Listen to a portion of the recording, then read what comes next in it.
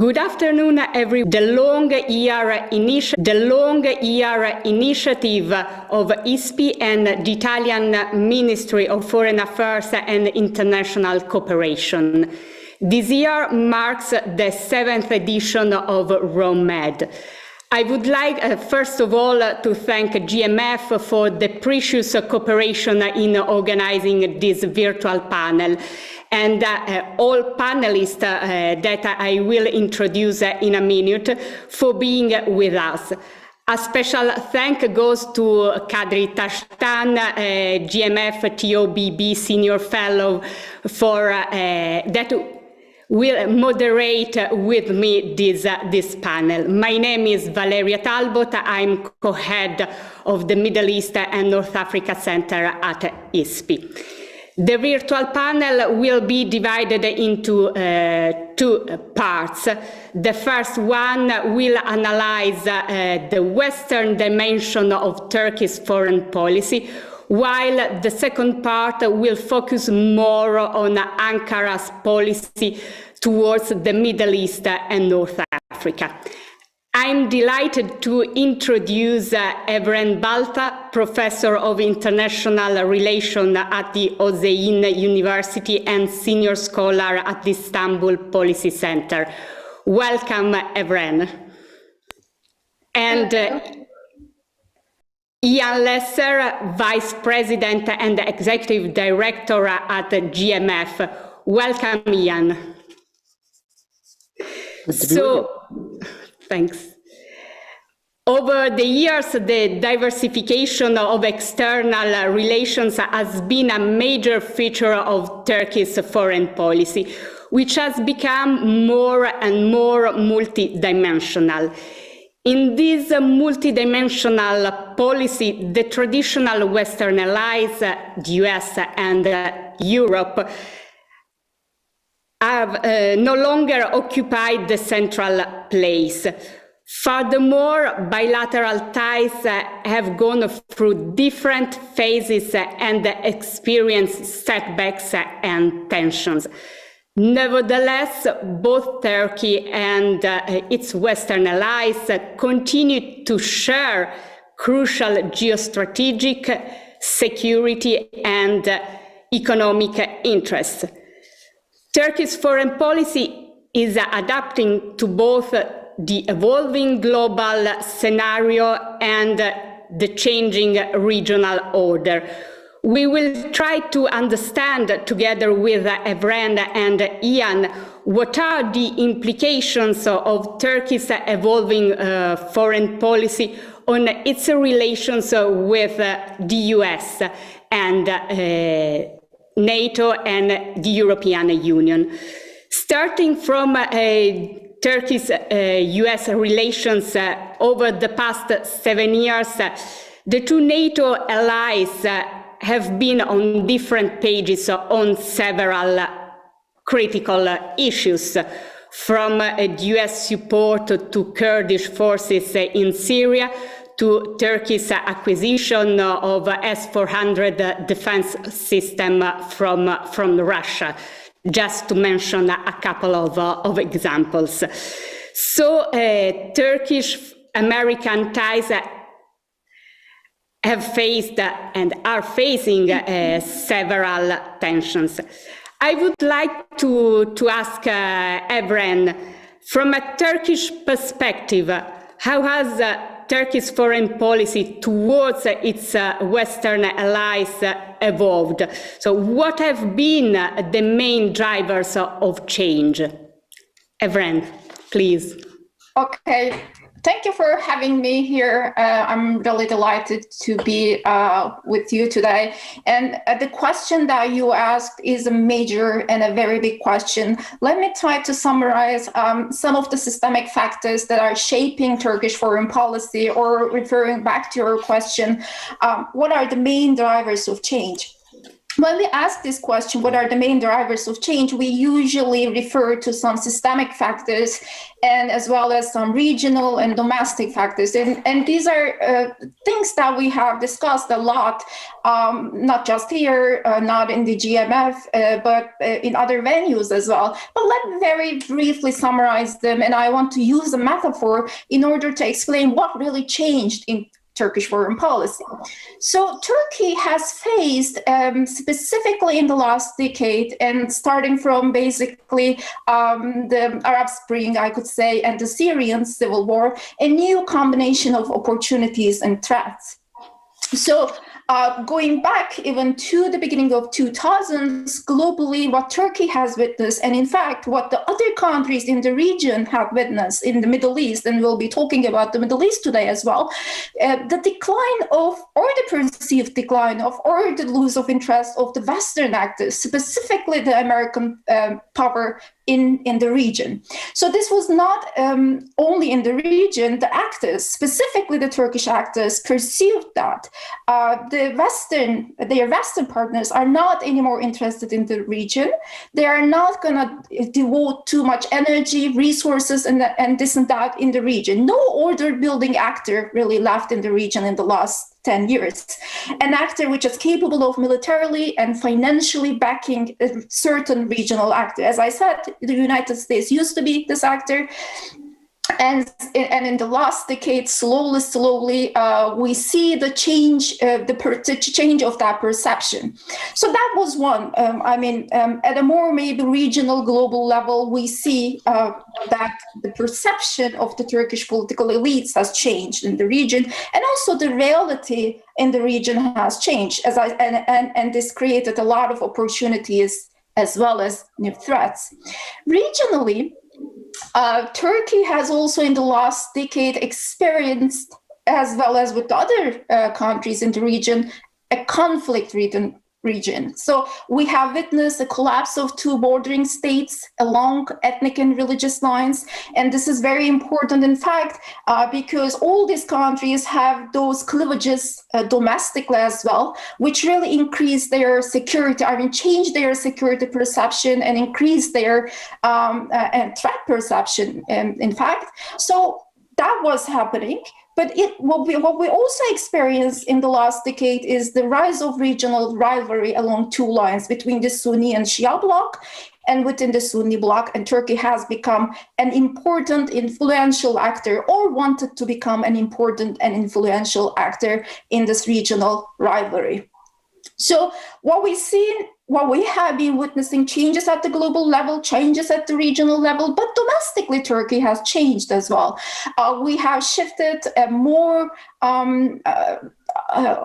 Turkey has gone through a democratic backsliding. The decision-making, specifically, since we're talking about foreign policy, has become very much personalized and centralized.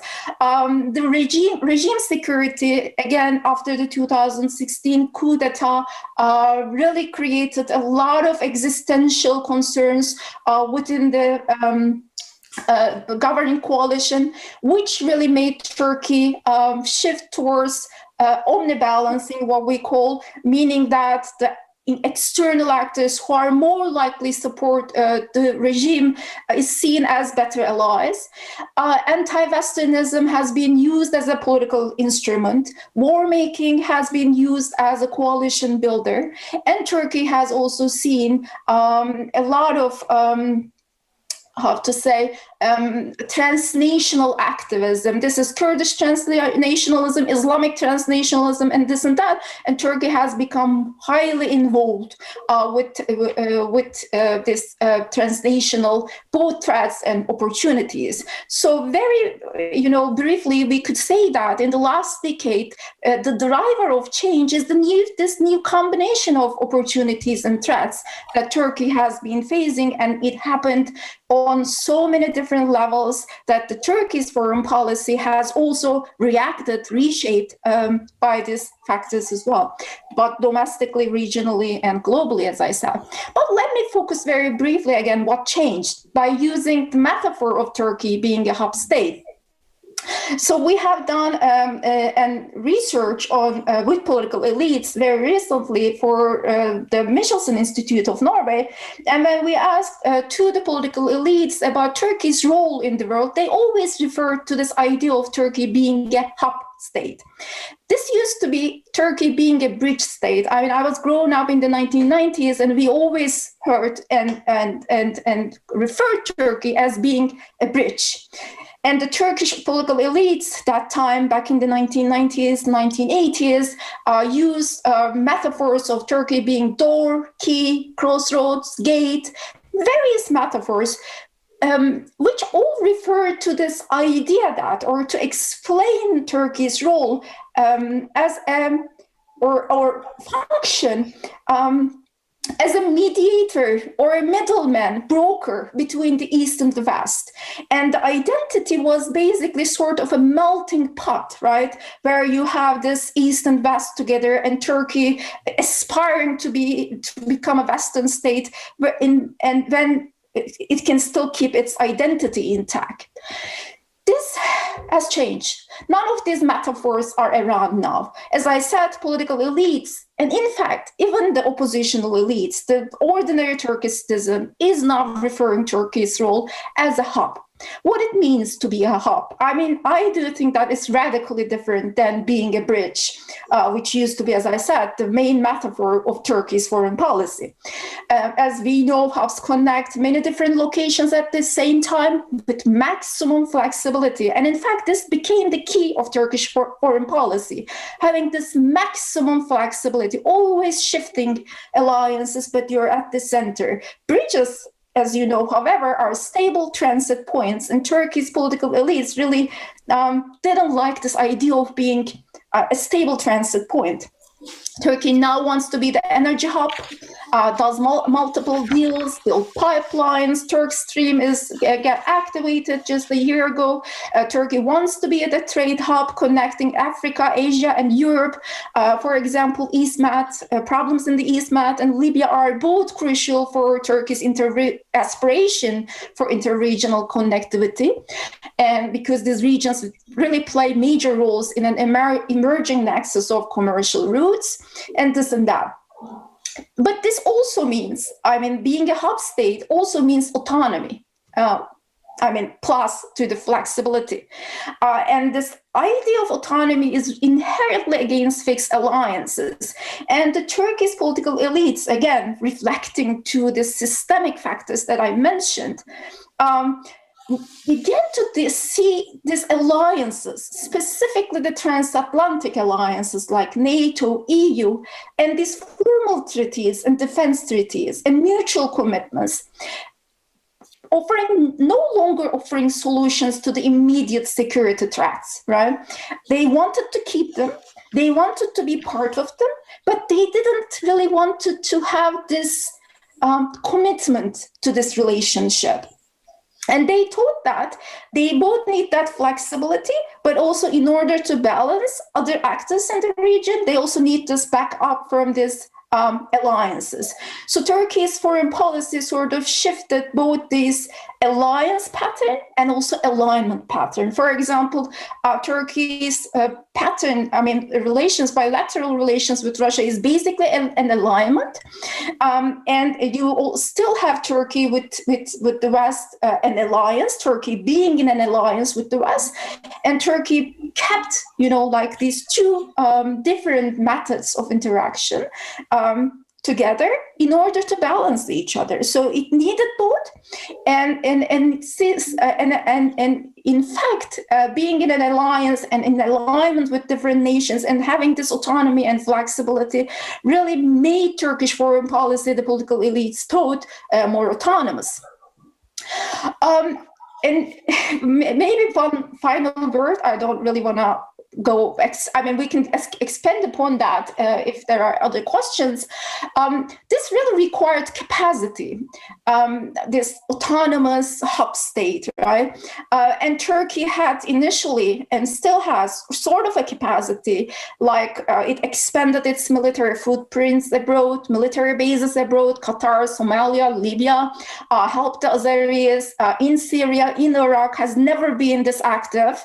It has expanded a domestic military industry and specifically drone production a lot in the last decade as well, and specifically in the last 5 years, and had multiple deals with the regional actors selling weapons, drones to them. But Turkey is going through an economic crisis as well. And in terms of its capacity, when we look at, it's not an order building actor. It doesn't have the capacity to build a Middle Eastern regional order, right? And it doesn't have that aspiration. And in fact, I want to finish with this idea that we need to change the way that how we evaluate and how we see capacity. We usually see capacity as specifically foreign policy capacity or military capacity or being present in other nations, militarily, economically, culturally, as Turkey is doing right now, mostly in absolute terms. But what has changed in the region in the last decade is that in intervening to these regional conflicts, being present, selling arms, or expanding military footprints is low cost. What I mean by that, you can intervene with limited number of military finances, limited tools, as Turkey is doing right now. The toolkit is arming militias, drones, finding economically self-sustaining force of involvements. These are low cost as well because the costs are not known domestically because of the democratic backsliding Turkey had through.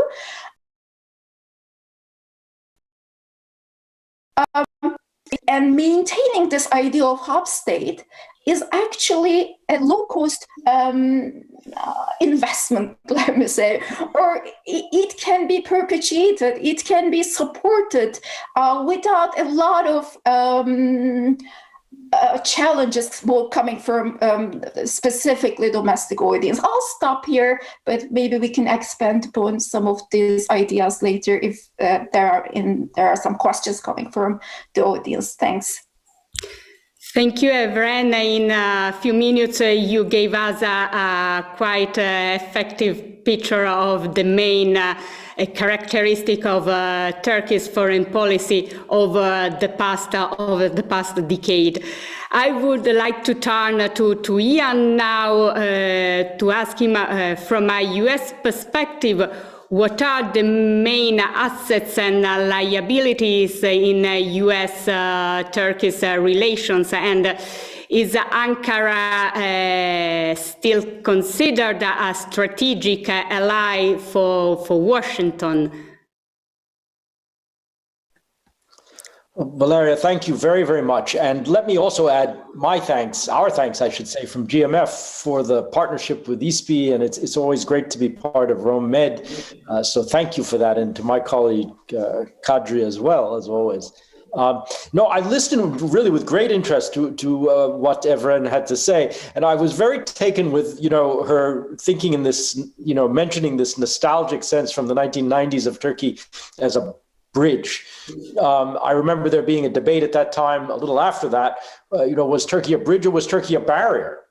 The hub vocabulary, which is very interesting and is very much part of the Turkish debate, never came into it. It's interesting when you've seen from the Western point of view, especially the American, since you asked, you could debate bridge or barrier, but hub is not part of it. The key partners in the West are not even clear that they function as hubs anymore. Whether you're talking about Washington or New York or Brussels, Paris probably does still see itself as a hub. But in any case, this is very interesting, though, because it does go along with this sort of decade of activism in Turkish policy, which you talked about. But that activism was born in a way in a much more benign environment when it was commercially led in some sense as well. And now we have an environment that's very much driven by the strategic factors, by the geopolitics, by the security dimension. And there it comes to the relationship with the United States and with NATO. And, you know, I think my own sense is that for Turkey, at the end, even though this is very controversial, it's not really optional. You know, the more difficult Turkey's neighborhoods have become, the more ultimately Turkey needs this strategic reassurance of critical defense partnerships. But those are not easy to manage. And I think one of the key, you know, things to be said from an American perspective is that the relationship with Turkey has never been easy to manage.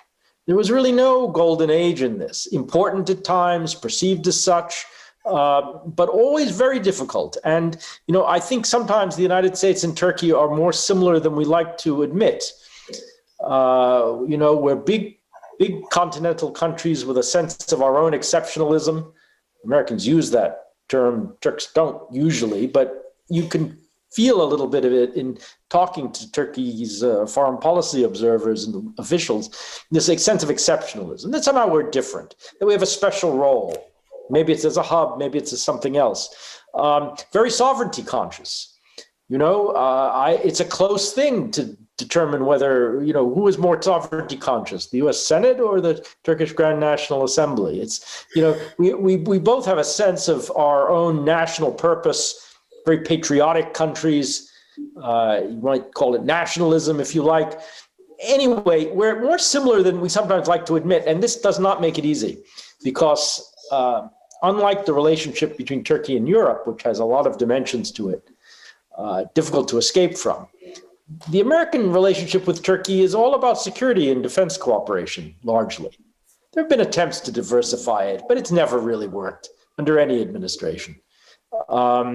We're not close to each other. By some measures, we're not even natural allies, other than, of course, through this very organic NATO connection. So, you know, the tendency in the United States always was to point at a map and say, look at where Turkey is. Look how strategically central it is. And this persists to some extent in the American debate. But in recent years, there has been, and you know, I would end really on this, is to say that there's really been a kind of collapse in the strategic view and constituency for the relationship. There are many sources. You mentioned some of them, Valeria. I mean, there's the S-400 problem, but it's much deeper than that. I mean, I would say that, you know, you've got a set of dysfunctional aspects that concern practical cooperation. And then you've got a set that are about values and politics. And in recent years, neither one has worked very well. It's partly a result of what's happened inside Turkey. It's partly a result of things that have happened on the Western, including the American side. But, you know, the combination has been very corrosive to the relationship. And at base, and I think this is really critically important, practical cooperation can be fixed, can be finessed. There is an erosion, even a collapse of trust that is much harder to fix. And I think you see that at the level of Turkish public opinion, but also Turkish elites. You see it at the level of American foreign policy elites as well. We simply don't trust each other. And there have been many things that have happened in recent years that have contributed to that. But why don't I stop there for a moment? There are obviously some very big differences that the Biden administration, I think, makes, and I'm happy to talk about those. But back to you, Valeria. Thank you. I was just asking, in your view, what are the main element of continuity and discontinuity between the Trump administration and Biden administration in managing relations with Turkey? Well, you know, it's a good question. I think the continuity is all about the geography and geopolitics and all the reasons why we have tended to see Turkey as being structurally important to American strategy and NATO strategy over the years. That hasn't changed. In terms of the negative side of this, you know, you've got a whole set of issues that are in dispute between the two countries. Both sides have their own list. The American list includes the S-400s policy in Syria and Iraq and towards the Kurds. And I mean, it's a long, but to that has been added under the Biden administration. Those were already concerns for the Trump administration. Religious freedom was a big concern for the Trump administration as well. The Biden administration inherits all of those problems, but adds on to this concerns about the state of democracy in Turkey and media freedoms and human rights and things of this kind, the whole the domestic agenda. So in some ways, as much as American administrations like to come in trying to fix things, there is a lot of repair to be done there. Is everything negative? No. I mean, I think looked at and I'd be interested in what everyone thinks, but I think, when seen from Ankara, the discourse about the Muslim world from the Biden administration is very different. The policy towards Iran, they would like to be rather different. There are areas where the two countries maybe would be closer together under Biden than they were under Trump. But you also don't have whatever chemistry there was between Trump and Erdogan. This is not the case anymore. Thank you, Ian. I would like just to remember to the audience that it's possible to ask questions through the Zoom chat. So please send your questions to our speakers. So, Evren, you mentioned before the alignment with Russia. And it's a crucial issue, the relations between Ankara and Moscow. And how can Turkey balance the relations with Russia and relations with the US and NATO allies, in your view? Very difficult. The whole fact about Turkey's strong relationship with Russia is basically a sort of a balancing act. If you remember when this relationship really began to take hold, it was basically to counter or balance the American influence in Syria, specifically American collaboration with the Kurds. So it was basically a balancing act, right? I mean, the roots goes to that. And in fact, Turkey and Russia helped one another to become the top influential powers in the conflicts that they intervened. And they sort of balanced the power of the West in all these conflicts. For example, Nagorno-Karabakh conflict, the Libya conflict, which is changing now, but it seemed, even their competition was sort of a balancing act. And Syria obviously is there as well. And the cooperation with Russia enabled Turkey to increase its autonomy, and this idea of I will refer to the same thing as I think in the same way that IAM thinks, being a hub state, no one does that, and it's very difficult to do. But this perception of being a hub state and autonomy really was very important. The cooperation with Russia was very important in sustaining that perception as well. Cooperation with Russia not only enabled Turkey militarily to intervene in these conflicts and to become a very influential actor in these conflicts, but also enabled Turkey to assert itself as a normative power, effectively challenging European norms of humanitarian intervention, democracy, and this and that, and sort of balancing the influence of the West. And cooperation with Russia enabled Turkey to show the external actors, to the Western powers, that it has ways to overcome conditionalities, right? Specifically, for example, when it comes to the arms purchases, we know that with the S-400 deal and this and that. So lots of balancing act going on with Russia. And when we refer to the Russia-Turkish cooperation and relationship. But at the same time, it was not just, balancing West by cooperation with Russia, but as I said, it is basically balancing Russia by the West and by using the Western alliance. So positioning itself within the Western security architecture has been giving Ankara an edge over Moscow and makes it able to balance the Russia in the region, in Syria, in Libya, in Nagorno-Karabakh, everywhere. So this is certainly a balancing game, maybe a balancing act, you would say. But the future of this cooperation will mostly related to the position of the Western actors at the end and answer to a couple of questions. The first question is, how much cooperation can the West offer? So Turkey does not just only have this perception of Turkey being a hub, but there is also this idea that Turkey is under attack, right? I mean, I'm not going to specify that, but that is really there. So in terms of that cooperation, what could the West offer to Turkey in terms of countering Kurdish transnationalism, in terms of refugees, in terms of failed states building up Syria, Libya, very important, all these questions.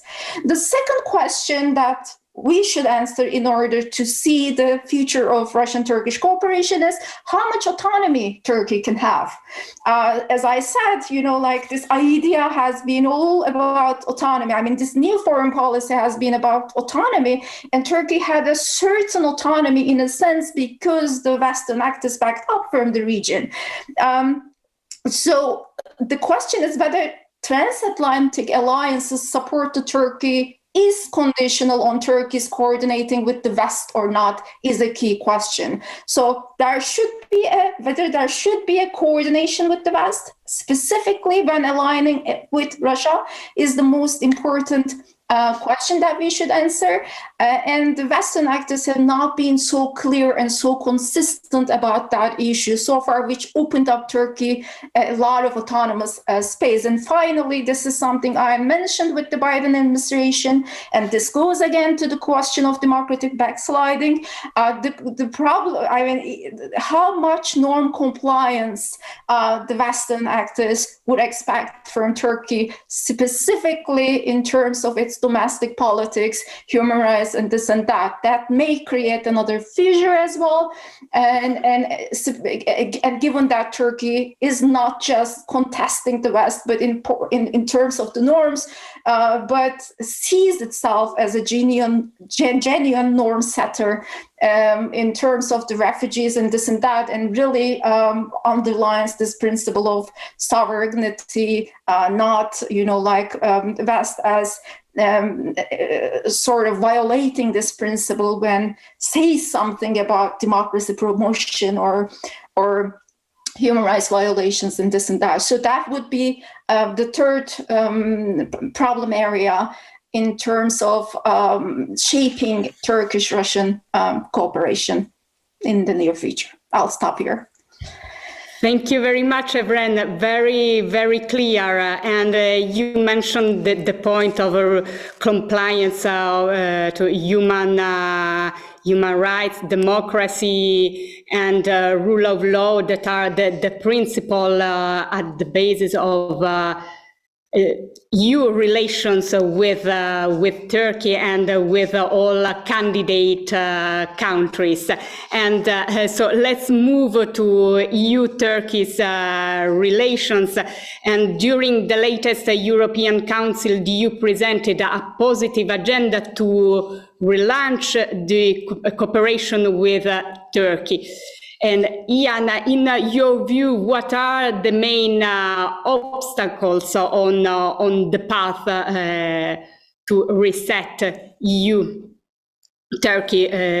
relations, and what are the most promising sectors for cooperation on the other side? Valeria, thank you. Beyond the negotiation, the accession issue that for the moment. I mean, the accession project, you know, is really at an impasse. So the question is, for the moment, and out to the medium term. But everyone tends to take the long view, because if you just look at the short view, it's rather depressing. You know, so I think both for Washington and for Brussels, a lot of the engagement with Ankara these days is, in a sense, a bet on change coming in the future. I mean, political change does happen. And, in terms of Turkey-EU relations, it's about elections in Turkey. It's about forces in Turkish society.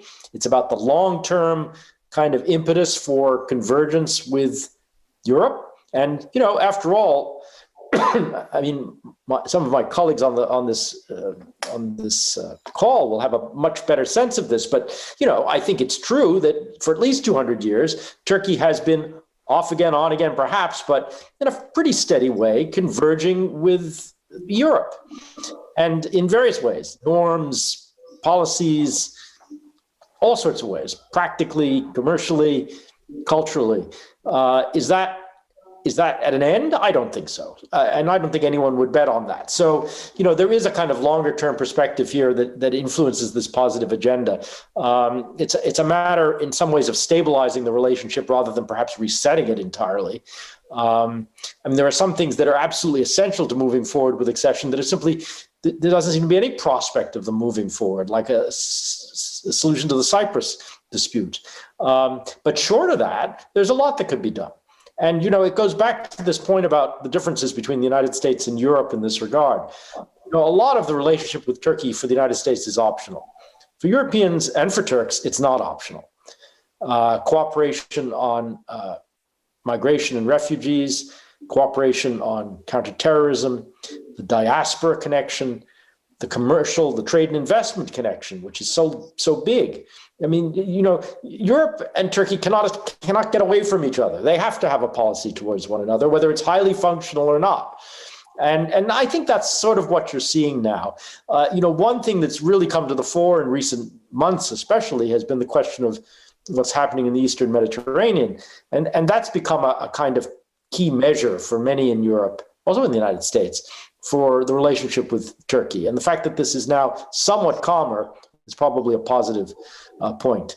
Can you have a progress on the customs union?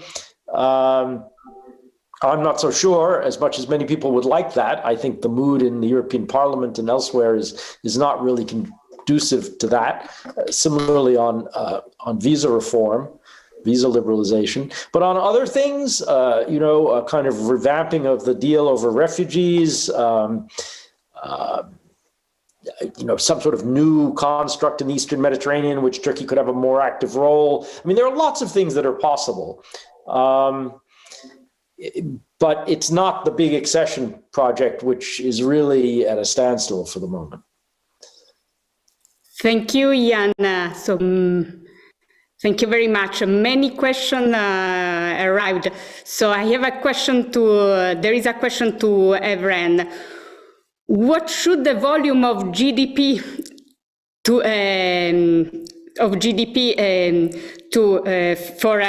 an autonomous for Turkey to be an autonomous hub, and what is the impact of economic difficulties on Turkey's foreign policy and relations with the West?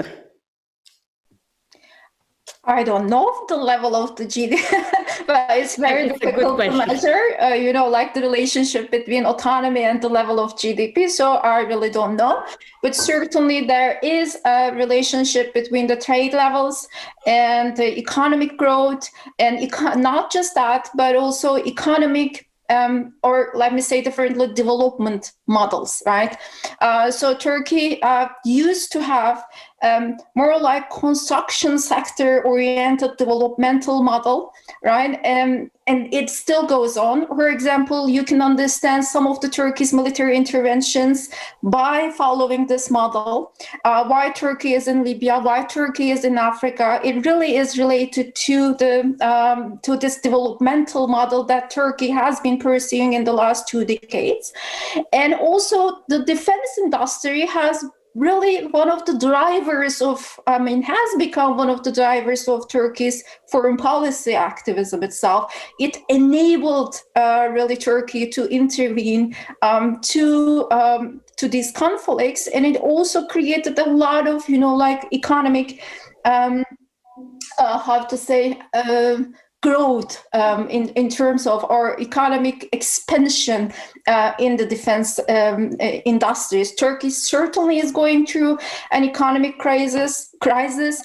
Keeping the trade levels high, keeping the economy intact is one of the priorities of Turkey. But whenever we try to understand foreign policy, we need both to look at the macroeconomic picture, but also the specific needs of specific sectors that are booming or that are creating a certain sort of a developmental model. So what I'm underlying here is we need to look at the Turkish defense industry in order to understand the dynamics of foreign policy and Turkey's construction sector as well. Turkey is very much, for example, competing with Russia to rebuild the Middle East, failed states of the Middle East. So there is a lot of economic competition going on for really scarce resources in the Middle East. It has become difficult for Syria, and it is going on in Libya. So economic competition and competing for these rare resources or rebuilding these societies is one of the motivators of Turkish foreign policy. And unfortunately, going through an economic crisis doesn't decrease this sort of foreign policy activism. In fact, it increases that, even though the capacity may be less. But this is something what I said. These are sort of, like low cost. I mean, intervening these conflicts are low cost. Thank you, Evren. And a question to Ian. What should we expect from the recent Turkish application to the PESCO initiative on military mobility?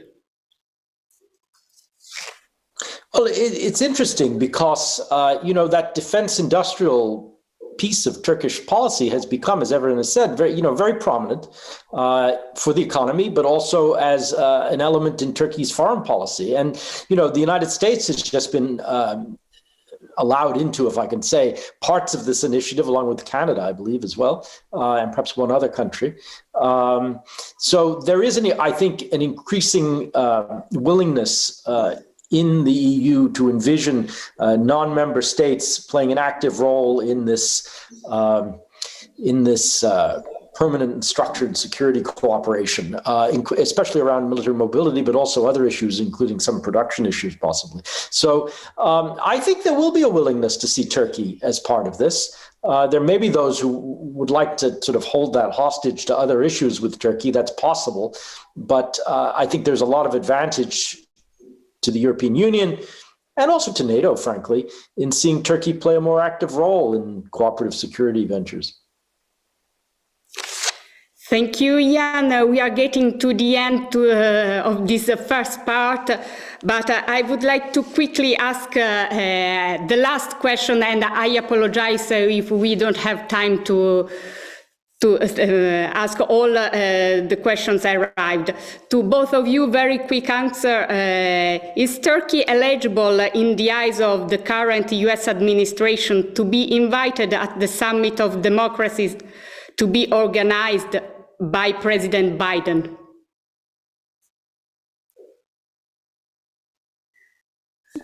This is for Biden to decide. Good answer. No, I mean, look, it'll be interesting to see what happens with this, because obviously this is not the most comfortable aspect of a relationship, even if it's to be reset in some fashion. And so, my sense is that the administration would invite Turkey, and probably Turkey would want to join. Won't be an easy conversation, but of course, Turkey is not the only case in this regard. There are others even within NATO where this is going to be challenging. So I think, the administration, as much as it wants to put this, the Biden administration, as much as it wants to put this set of issues at the center of American foreign policy, is going to have a somewhat wider debate than just among those who don't raise any issues in this regard. And frankly, who these days does not raise issues in this regard? If you look at what's been happening in the United States in recent years, things that are happening inside the European Union, we all are sort of worried about our democracies. So, why not have Turkey as part of that conversation? Thank you very much, Ian. So we are at the end of the first part. Thank you again to Evren Balta and Jan Lesser for their insightful intervention. I leave the floor to Kadri Tashtan, who will moderate the second part of this virtual panel. Kadri, the floor is yours. Thank you, Valeria. Good afternoon, everyone. My name is Kadri Tashtan. I'm Senior Fellow with the GMF in Brussels, and it's really my great pleasure to moderate this part of the discussion. So thank you for staying with us for this second session. We will focus more on Turkish foreign policy in the Middle East. Well, before starting the discussion, let me to introduce briefly our two speakers. We have Dorothee Schmidt. Dorothee is a Senior Research Fellow and also Head of Turkey and Middle East Program at IFRI, Institut Français de Relations Internationales. Then we have our second speaker is Galip Dalay. Galip is at the COTS Center for Applied Turkish Studies Fellow at German Institute for International and Security Affairs at SWP. He's also non-resident fellow for Brookings and Doha Center and associate fellow at Chatham House. So Dorothee and Galip, thank you so much for joining. Indeed, in recent years, Turkish foreign policy has surprised many observers by its posture in the Middle East and by its almost systematic approach based on confrontation and the balance of power with regional and international powers. Obviously, Turkey's Middle East policy has shifted in responses to global and regional development, as well as changes on domestic political scene. And for example, the shifts in the US involvement in the region and the growing role of Russia have put Turkey in a difficult position to perform a balancing out between the two powers. And we have also seen, as it has been mentioned during this first session, several military engagement of Ankara in the region. The most important ones, of course, are in Syria and Libya.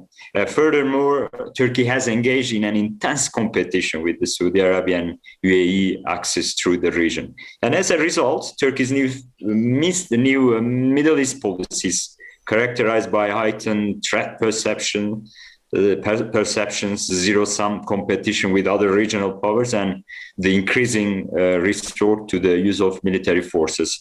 However, in recent months, news has been coming out of Ankara regularly about normalization in relations with the countries with which Turkey has had problematic relations for some time. So obviously there are a lot to discuss, and we have a great panel for this. And we will have two rounds of questions with our speakers, and of course we will open up for the audience for the Q&A. Galip, I would like to start with you, and you will have for 5 minutes for this first round. Earlier, I have mentioned some characteristic of Turkish foreign policy. Maybe you can shed some light on this before you will tell us more about Turkey's recent normalization effort in the Middle East. What are the drivers, and what would we anticipate in terms of outcome? Go ahead, over to you, Galip. Well, thank you, and thank you very much, ISP and GMF, for this invitation. And I also very much enjoyed the remarks of Evren and Ian, and these remarks certainly helped me to prepare my remarks for this part. I mean, I can start with the question of the Biden's democracy summit. The question is this a democracy summit or is this an anti-Chinese democracy summit? If this is an anti-Chinese democracy summit, I mean, certainly India will get an invitation, and certainly Turkey should get an invitation. So I am this democracy summit first and foremost should be judged by the quality of or the preceding words, that's the word that precedes democracy. Returning to Middle East, I mean, one thing in terms of the Turkish policy in the Middle East, we see many changes during the AK Party era. Like when you look at between 2002 to 2000, up until the Arab Spring, let's say it, some of the quality was the following. A, you had an economy first approach. B, you had a country that were trying to speak to all countries and poles in the Middle East. C, you had a country that tried to be like active in regional institution, from the GCC to Arab League to OIC. D, you had a country that tried to kind of like cultivate a role for itself through mediation facilitation. Let's not forget, like, Turkey was holding talks between Syria and Israel, between different factions in Lebanon, in Iraq, was trying to do the similar things. And D, the last point, you had a Turkey that's whose Middle East policy back then was pretty much in alignment with that of the West. I mean, there was a point of friction or disagreement between Turkey and the West. It was clearly during the Turkey's rejection of Turkey's rejection to allow the US to use the Turkish soil during the Iraqi invasion. But nevertheless, when you look at the broader context of this, broader contour of this policy, the Turkish Western policy was quite in alignment. With the Arab Spring, you had a country that saw a new role, the prospect of a new role in the Middle East and in broader international affairs by championing the new waves of the protests in the Arab world, which Turkey saw that these waves of the protests in the Arab world will change the nature of the governments in Arab states that are experiencing these waves of protest, and then the movements or the power that the group that were supposed to come to power would be quite Turkey friendly.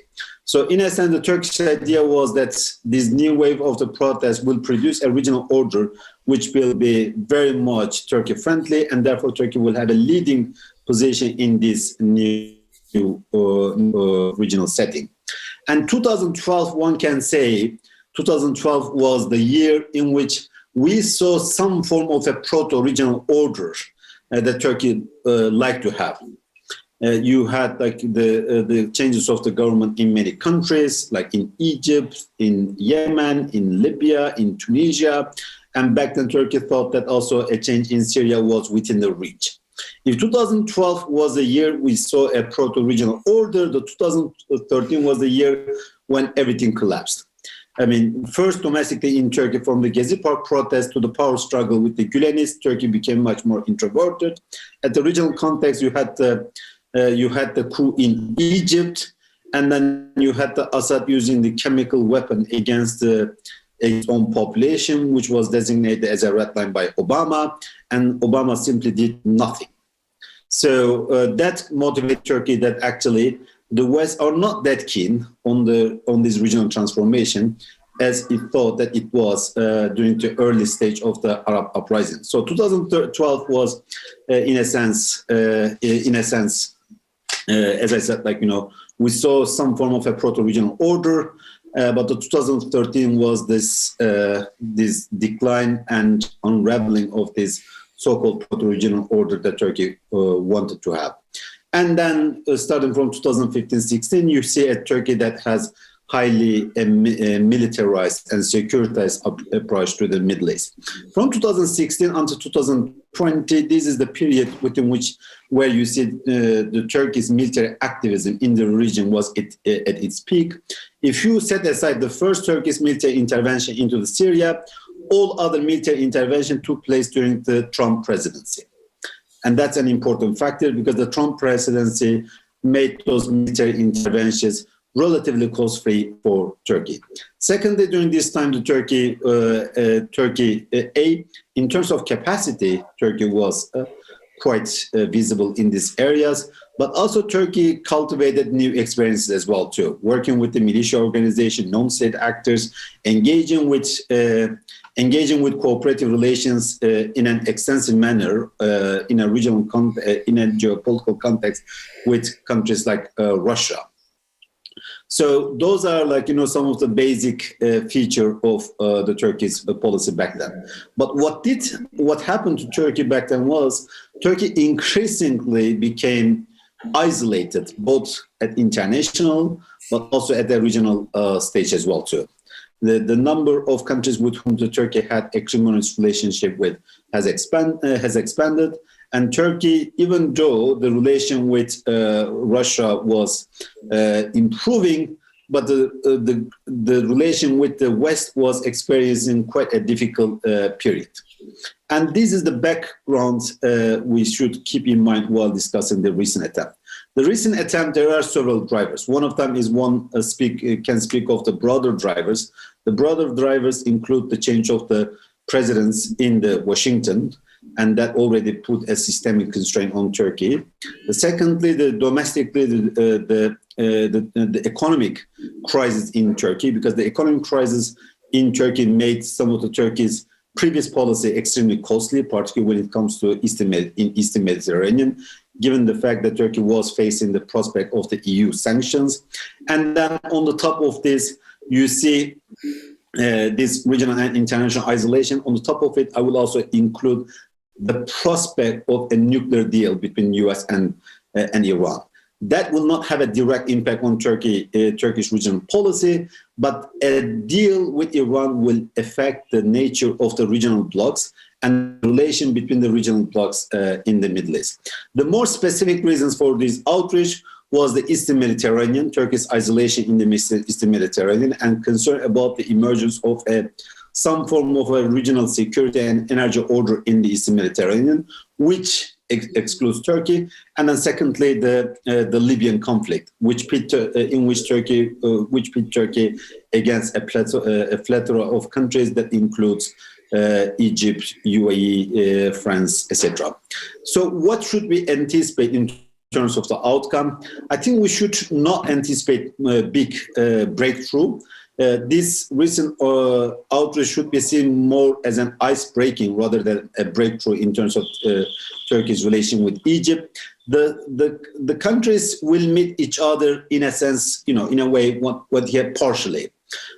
What that means, I think Egypt will not sign a maritime demarcation deal with Turkey as Turkey wants.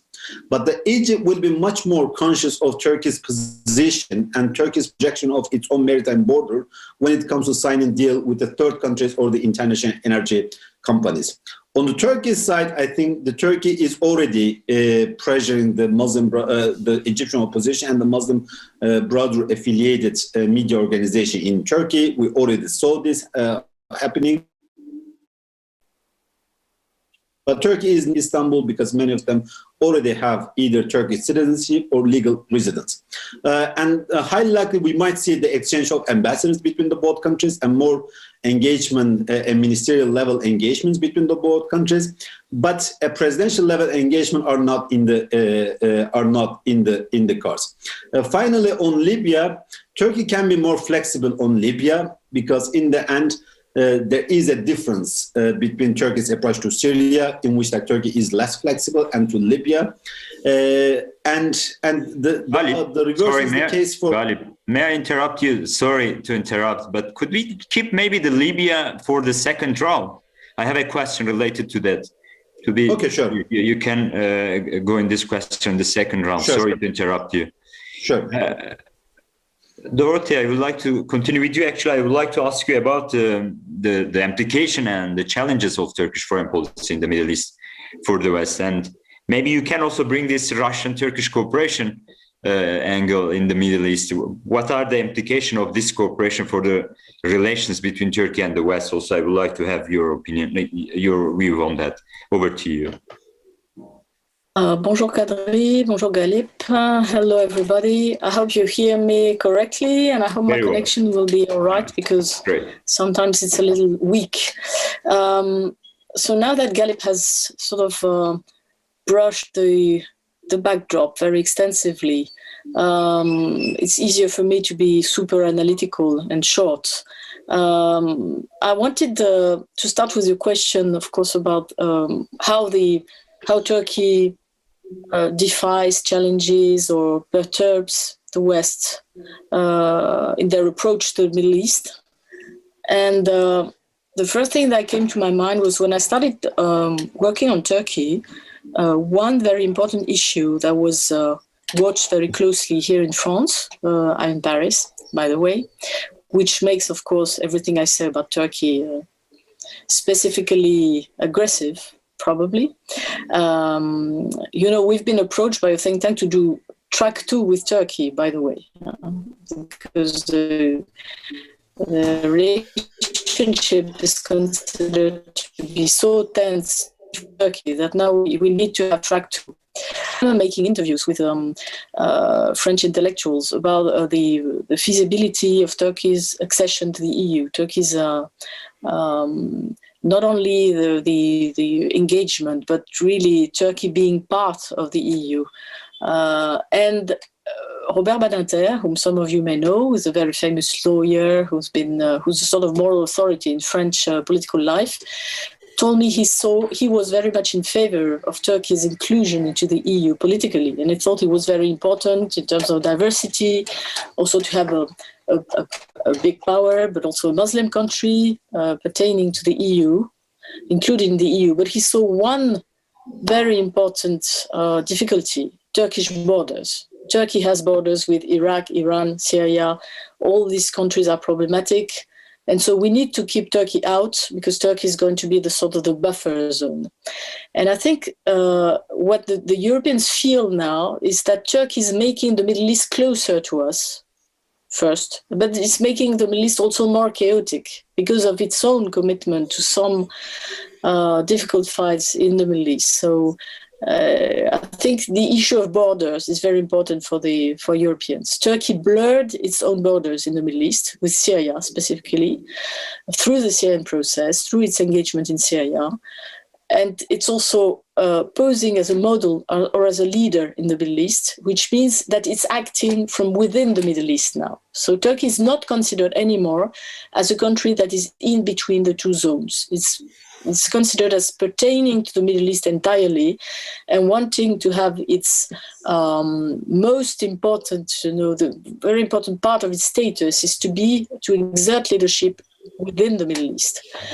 And then this new hyper-presence of the Turks in the Middle East is problematic because it has autonomous drivers. We don't share Turkey's main concern in the Middle East. Very clearly talk about the Kurdish driver, for instance, or talk about the religious driver, all sort of determinants that the EU cannot align on when Turkey is becoming more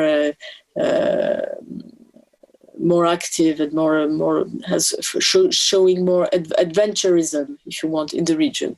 Of course, Cyprus is clearly also a case where the Europeans have lots of difficulties understanding the Turkish attitude vis-à-vis on the Turkish on the Cyprus problematic. But we discussed this with Kadri, and he doesn't think Cyprus belongs to the Middle East. So we leave the Eastern Med out of the picture.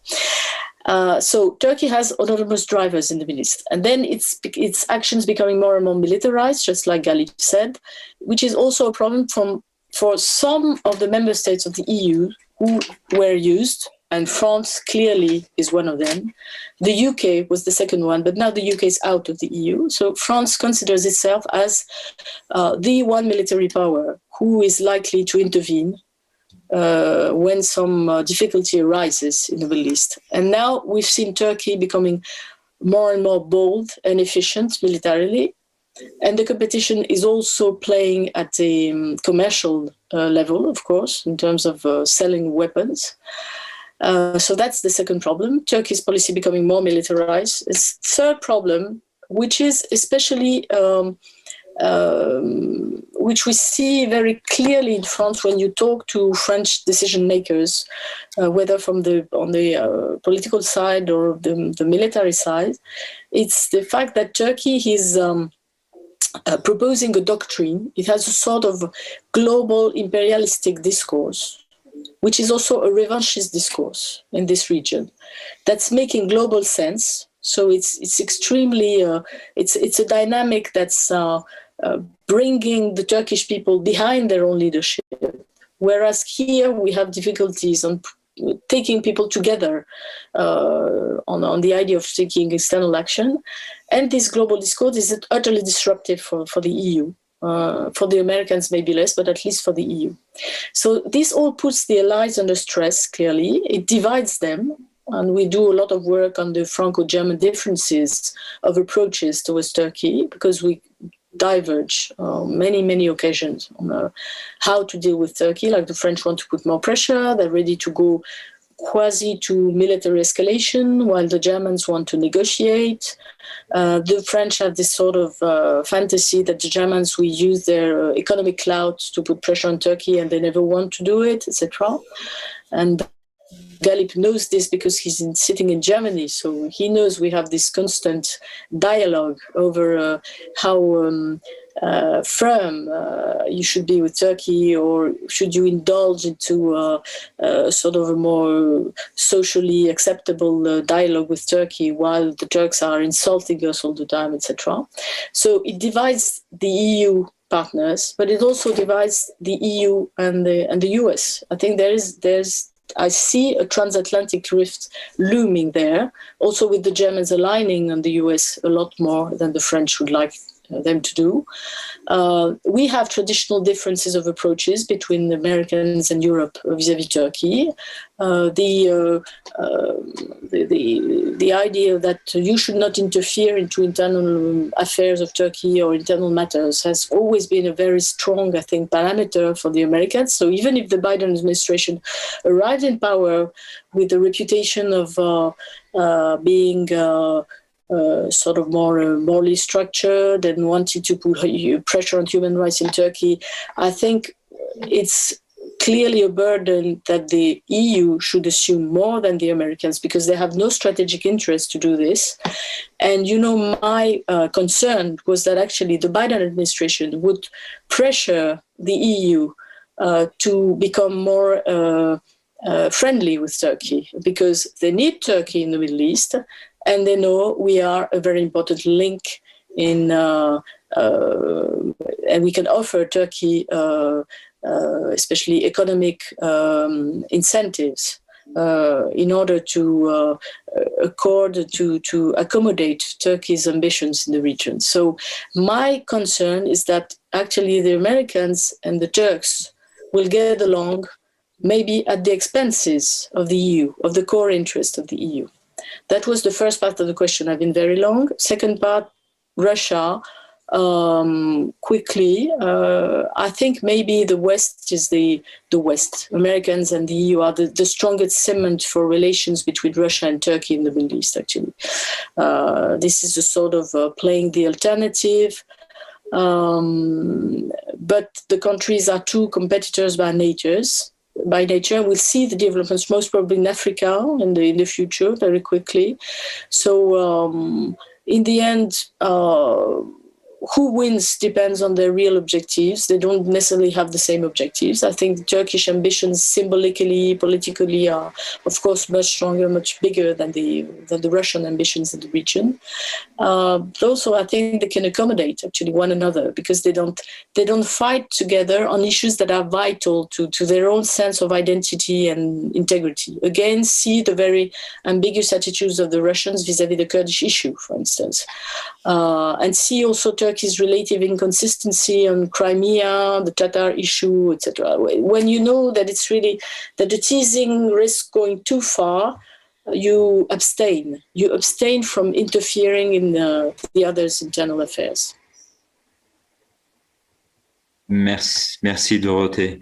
Merci beaucoup.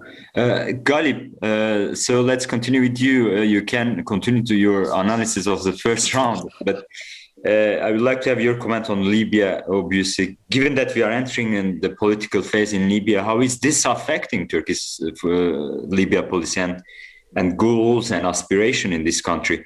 You will have 2-3 minutes for this round. Go ahead. Oh, sure. Well, thank you very much. I mean, what I was saying is the following, because one of the point of disputes between Turkey and Egypt is Libya, obviously, because Libya is to Egypt what Syria is to Turkey, given their long borders, because the Turkey shares a very long borders with Syria, which makes Turkey quite inflexible within the context of Syria. I mean, the question of long borders, the question of, the Kurds, PYD, SDF, etc., is the factors, or the prospect of refugees is the factors that make Turkey more inflexible in Syria, and you have the same similar factors for Egypt in Libya: a long border, security concerns, the prospect of more, let's say, Islamically leaning actors in Tripoli. But when it comes to Egypt asking Turkey to withdraw the Syrian fighters from Libya, on there, theoretically, I think Turkey is will be open for the withdrawal of the foreign fighters from Libya, because in the end, I don't think that it needs it at this stage as a security actor, but it needs it as a leverage, because it wants to condition the withdrawal of the Syrian fighters from Libya based on the withdrawal of the other actors, including the Wagner forces, the Russian Wagner forces, including the pro-Haftar Syrian fighters from Libya. So this is more of a bargaining chip for Turkey. So the question for this is, what are how does Turkey look at this diplomatic process? Broadly speaking, the emerging picture from the diplomatic process is largely positive for Turkey. The Prime Minister is an actor, is a figure that is very close to Turkey, a figure from Misrata, which is the Turkey's major power base in Libya, and the Turkey has networks or structures already in place in Libya that can help Turkey to project influence. Secondly, the Turkey does not want to bear the cost of further flare-up or further escalation in Libya, because the escalation will mean more turbulence for Turkey in its relation both with the West, but also with the Arab countries with which now Turkey wants to normalize its relations. And unlike Syria, in Libya, geopolitically speaking, Turkey and the West, if you put aside particularly the France, Turkey and the West does not have much geopolitically competitive interest. I mean, they will have more economically competitive interest because Turkey and Italy are on better terms on Libya. But when it comes to business deal, when it comes to energy deals, highly likely this interest will be more competitive. So at this stage, the question would be, what are the Turkey's goals? The first one, Turkey would want to make sure that the economic deals that it signs, the deals that it signs with the GNA will remain intact in one way or another. The second, Turkey wants to keep the Libyan-Turkish maritime deal, because this is crucial for Turkey when it comes to Turkey's projection in Eastern Mediterranean. The third one, the Turkey wants like a bigger share in the Libya's economy, infrastructure, and the finance and the energy sectors.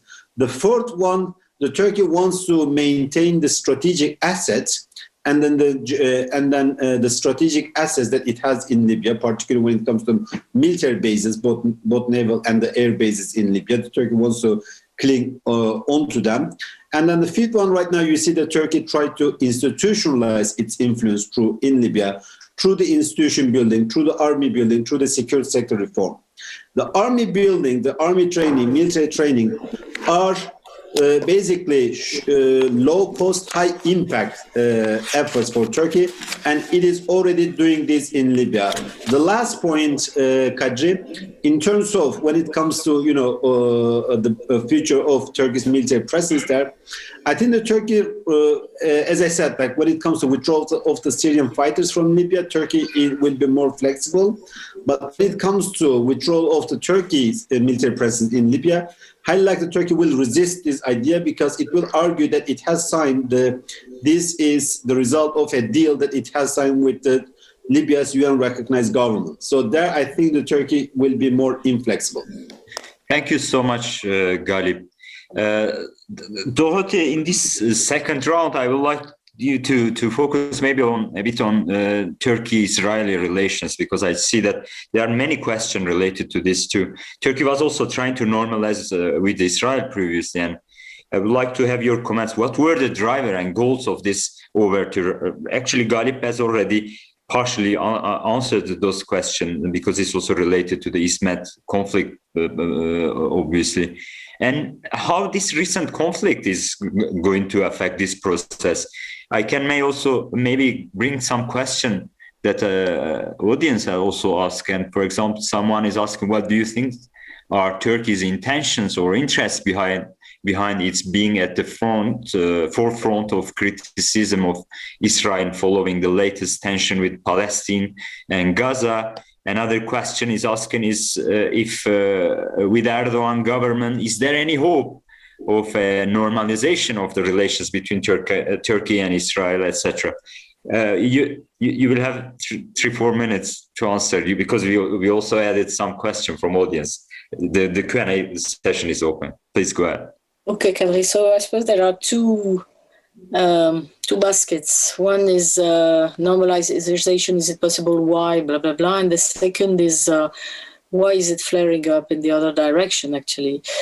So the normalization with Israel is a sort of illustration of the very unpredictability of the relations between the two states that have gone through up and downs historically, but it's a special relationship, clearly. You know, Turkey was the first Muslim country to recognize Israel historically. They were very close to Israel at times. When the AK Party came into power, there was a lot of analysis emanating from Israeli think tanks trying to analyze a potential shift, but concluding at the time that it would not change anything, because the strategic parameters that bring Israel and Turkey together close with regard to the rest of the Middle East are so strong that actually the Turks could not go in the other direction, could not turn their back to Israel. And then there was basically 2008-9 and until the Davos incidents and the Mavi Marmara incident, and then everything changed overnight. And I remember talking to Israeli guys in very powerful Jewish organizations in the US saying that they missed Turkey and that it was an enormous problem for them to draw a new strategy without Turkey, to imagine their future in the Middle East and the secure future for Israel in the Middle East without Turkey.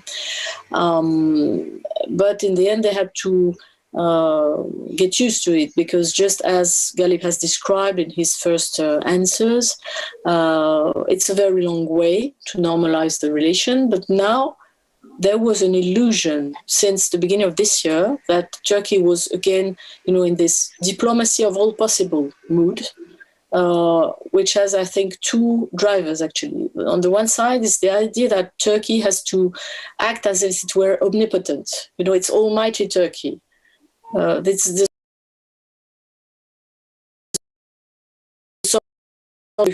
anything that is your credit.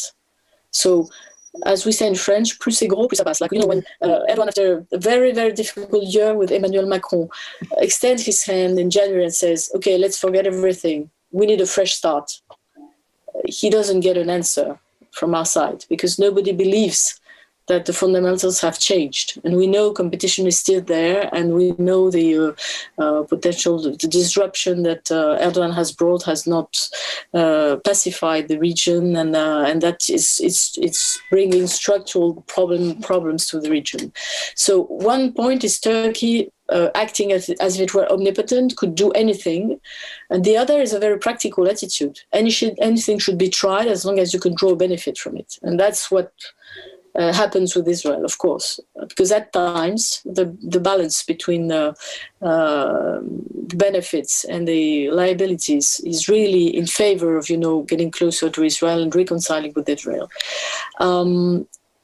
What I want to say is that with this new Palestinian crisis, precisely, the parameters now go in the direction of a confrontation, because Turkey sees this as an opportunity to assume leadership again. The narratives that Turkey has been building on for years now, the Palestinian narrative supported by Turkey, national Palestinian narrative, the Muslim narrative, they kill Muslims there. We need to wage a war against these people who want to do bad to the Muslims. And third narrative that's very important, the terrorist narrative.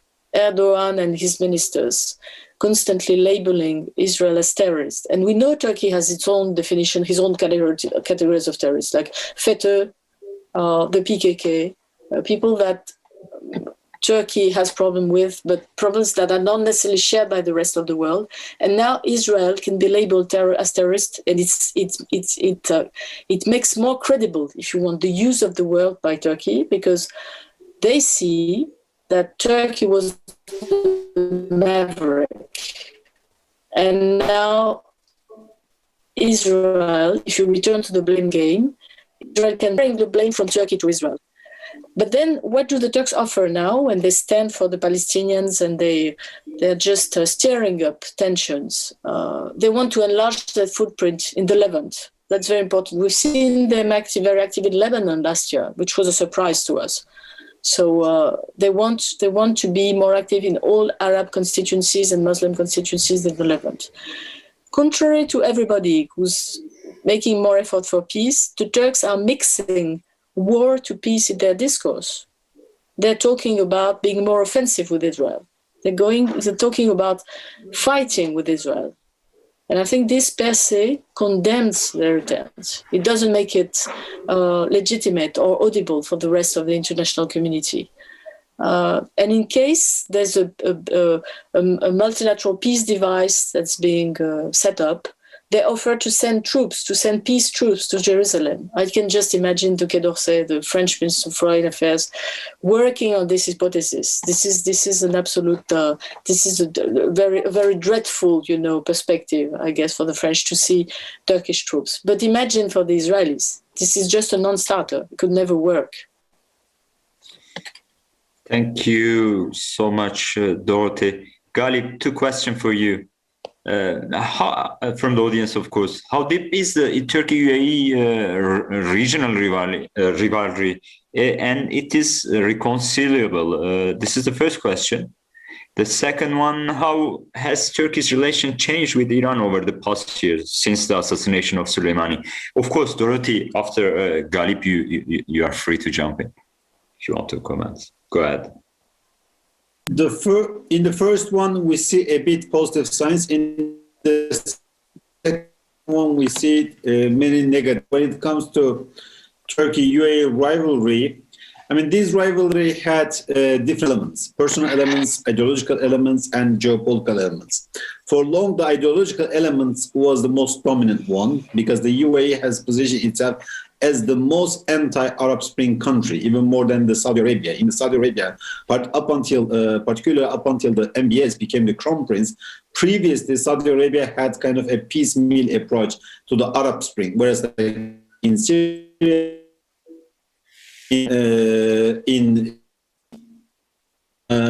it certainly supported the coup in Egypt. It was one of the countries actually engineered the coup, whereas the UAE was anti-Arab Spring, the most avid anti-Arab Spring country. And the Turkey, obviously, in the regional context, situated itself as the most pro-Arab Spring country. And then what was effectively ideological later gained more geopolitical flavor with context like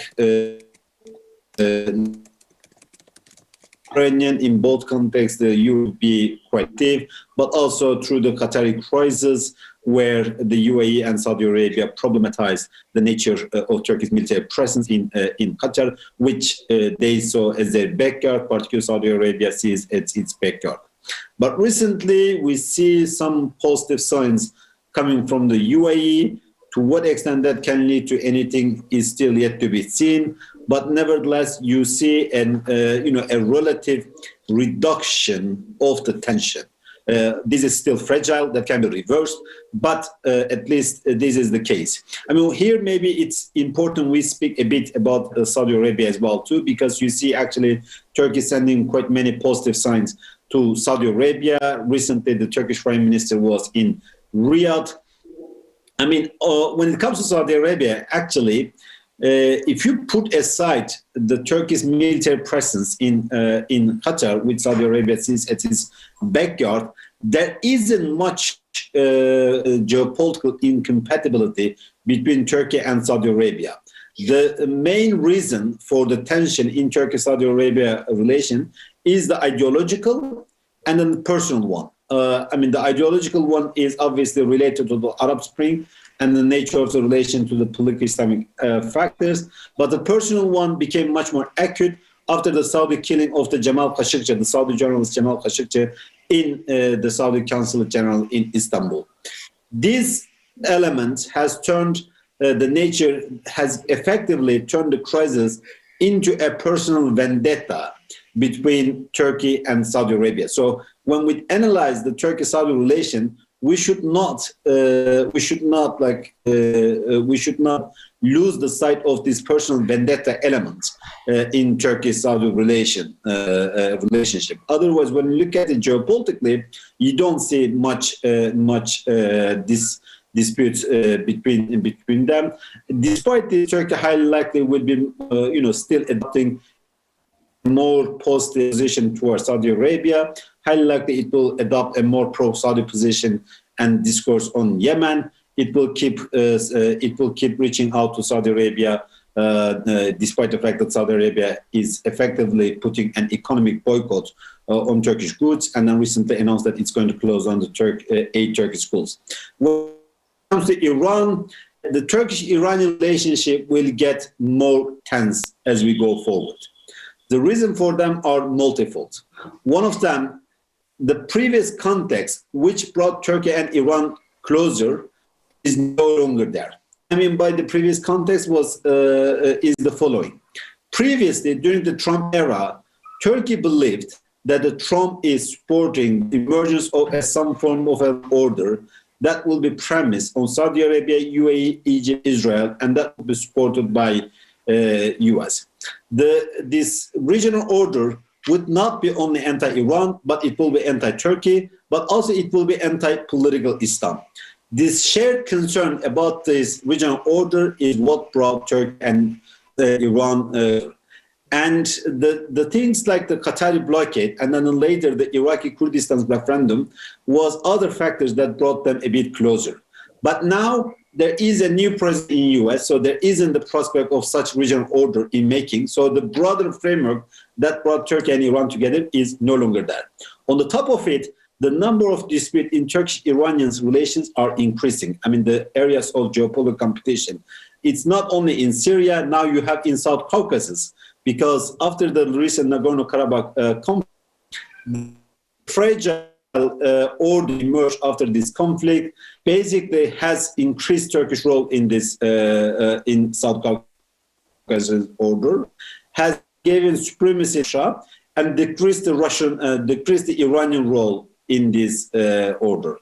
And in Syria, when you look at the discussion between in Syria, when you look at the nature of the discussion on Idlib, but also on northwestern Syria, effectively Astana trio of Turkey, Iran, and Russia morphed into Astana duo of Turkey and Russia. That is also quite unpleasant for Iraq. In Iraq, there is a growing dispute between Turkey and Iran, and also on the regional Kurds, you see that Iran allies, Hashishabi allies, are forming some form of close relation with the pro-PKK element. All of them means that we are going to see a turbulent period in Turkish-Iranian relations. Thank you so much, Galip. Dorothy, we have 2 minutes to end the meeting. Please. Can I add a few words to what Galip has said? I think in the relationship with the UAE and also arguably with Saudi Arabia, there's also this symbolic competition. There's a competition of political models, of social models with Gulf monarchies, which are aristocracies, plutocracies. To Turkey, Turkey portrays them as an incarnation of a divine moral pattern also. And I think that was very clear with the Khashoggi affair. And Turkey wants to show that it offers an alternative model to integrate Islam and politics in a wider sense. We recently had a Saudi minister visiting Ifri who was mocking Turkey's appeal to the Ummah to defend the Palestinians and Turkey's efforts to show itself as a Muslim leader. Clearly, the Saudis don't believe that it can work because they think Turkey has no legitimacy to producing theology and producing religious leadership. But the Turks think that they can incarnate a sort of a modern version of this combination of Islam and politics. And with Iran, I could fully agree with Galip on all the, the files, the different issues and places where the relationship are going to be more complicated. I think all changed with the Biden administration, which is in a very ambivalent, again, posture, saying that they want to revive the JCPOA, but now they're trying to set the balance of power in their favor with Iran. So they're putting a different sort of pressure, maybe a more militarized kind of pressure with Iran. But still, I think there is one channel to